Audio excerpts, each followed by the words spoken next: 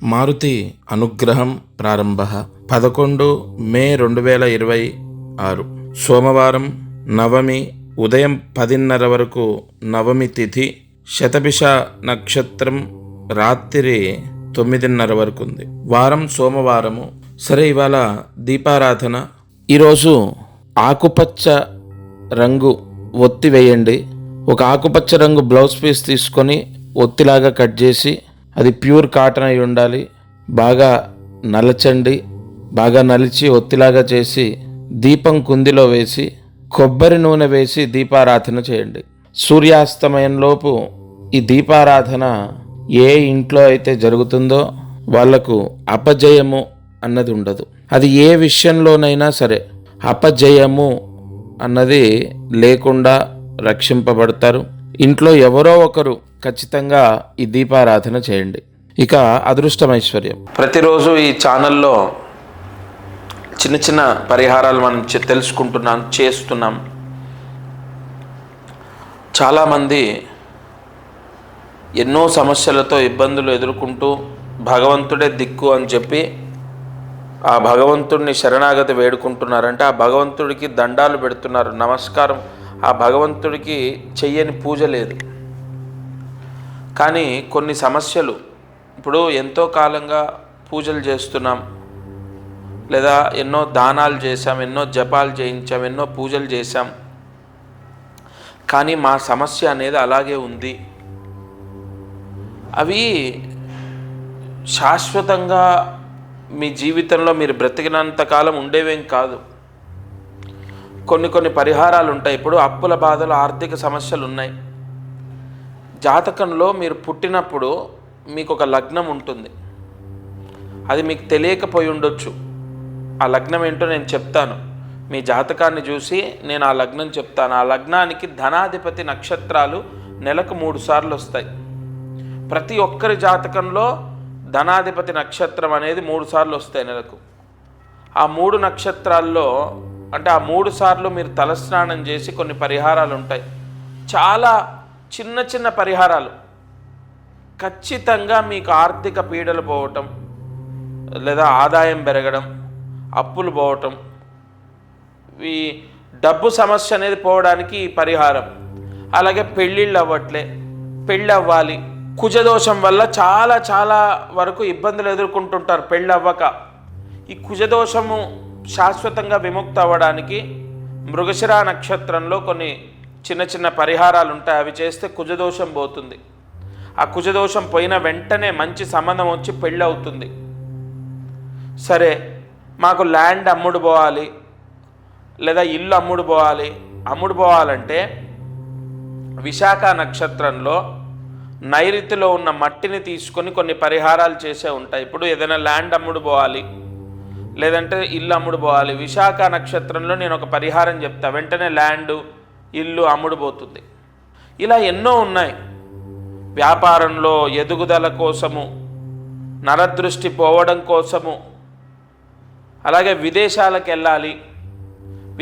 వెళ్ళడానికి మంగళవారం రాహుకాల సమయంలో ఒక పరిహారం ఉంటుంది. అది చేస్తే విదేశాలకు వెళ్తారు. మీ జాతకాన్ని బట్టి, మీ నక్షత్రాన్ని బట్టి చెప్తాను నేను. అప్పుడే వెంటనే సక్సెస్ అయ్యి మీరు విదేశాలకు వెళ్తారు. కొంతమంది జాబ్ రావట్లే, మంచి జాబ్ రావాలని ట్రై చేస్తూ ఉంటారు. ఖచ్చితంగా దశమాధిపతి నక్షత్రం అంటే ప్రతి ఒక్కరి జాతకంలో దశమాధిపతి ఏ నక్షత్రంలో ఉన్నాడో ఆ నక్షత్రంలో కొన్ని పరిహారాలు చేసుకోవాలి. వెంటనే ఇమీడియట్లీ జాబ్ వచ్చిన వాళ్ళు చాలామంది ఉన్నారు. అలాగే మాకు విదేశాల్లో అంటే మా పిల్లలు విదేశాల్లో ఉన్నారు, వాళ్ళకి వీసా ప్రాబ్లం పోయి వాళ్ళకి మంచి జాబ్ రావాలి.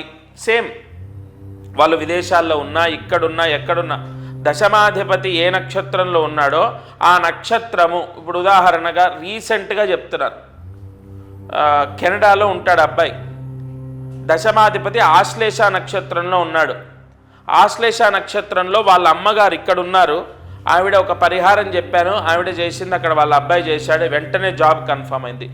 సత్య ప్రమాణంగా చెప్తున్నాను, కన్ఫర్మ్ మీ జాతకంలో మీ సమస్యలకు పరిష్కారాలు ఉంటాయి. నేను అందుకే ఎప్పుడు చెప్తాను, మీ జాతకాన్ని మీరు చూయించండి, మీకు డేట్ ఆఫ్ బర్త్ లేకపోయినా సరే, టైమ్ ఆఫ్ బర్త్ లేకపోయినా సరే, నేను మీ వేలిముద్రల ద్వారా మీ జాతకాన్ని రాస్తాను. నేనే స్వయంగా, మీరు ఒకవేళ రాలేకపోతే, మీరు వచ్చి కలవలేకపోతే నేనే స్వయంగా ఫోన్లో మాట్లాడతాను. లేదా మీరు కుదిరితే వచ్చి కలవండి అని ఎందుకు చెప్తానంటే, మీ జాతకంలోనే దానికి పరిహారం ఉంటుంది. ఒక పెళ్ళి అవ్వడానికి, వైవాహిక సమస్యలు పోవడానికి, సంతానం కలగడానికి, ఇదంతా కూడా మన జన్మ నుంచే కదా. పెళ్ళి ఎవరికి? మనకు. సంతానం మనకు. తర్వాత వైవాహిక సమస్య ఎవరు? మనము. అంటే మన జన్మ నుంచే ఇవన్నీ కష్టాలు వస్తున్నాయి మనకు. లేదా డబ్బు సమస్య, ఉద్యోగ సమస్య, వివాహ సమస్య, కన్ఫామ్గా మీ జాతకంలోనే మీ తలరాత మార్చుకునే పరిహారాలు ఉంటాయి.